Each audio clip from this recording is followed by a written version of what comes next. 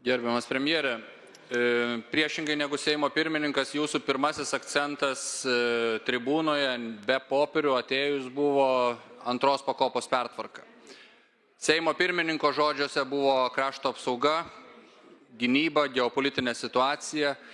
Ir čia aš norėčiau užklausti uždarame pokalbyje tarp Liberalų sąjūdžio ir krašto apsaugos ministrės Dovilės Šakalienės išdėstytomis mintimis, kad mes sparčiai turime rasti būdus investuoti 3 milijardus eurų į mūsų karinę infrastruktūrą. Jūs pats tą patį irgi paminėjote ką tik.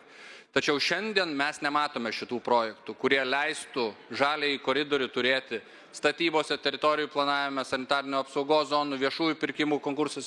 Priešingai, mes matome vyriausybės plane pateiktame, kad projektai bus tik gegužę ir birželį.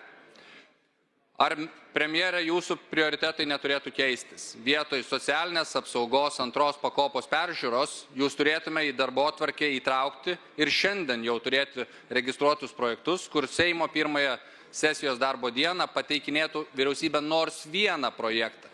Nes šiandien jūsų vyriausybė nepateikė nei vieno projekto. Ar jūsų prioritetai keisis? Ačiū.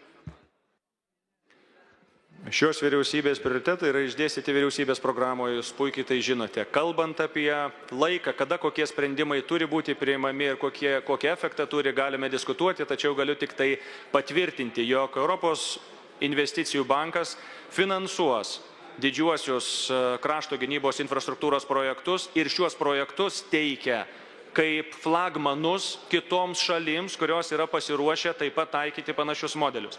Dar daugiau galiu pasakyti, jog yra kalbėta ir su praėjusią savaitę su pramonės ir konkurencingumo komisaru Sejourne dėl PVM direktyvos ir dėl viešųjų pirkimų direktyvų keitimų tam, kad būtų galima gynybos srityje greičiau tam tikras procedūras atlikti ir jis yra pasiryžęs atvykti į Lietuvą ir pasižiūrėti mūsų atvejį ir išanalizuoti mūsų aplinkybės, nes mes judame vieni iš sparčiausiai judančių esame šalių.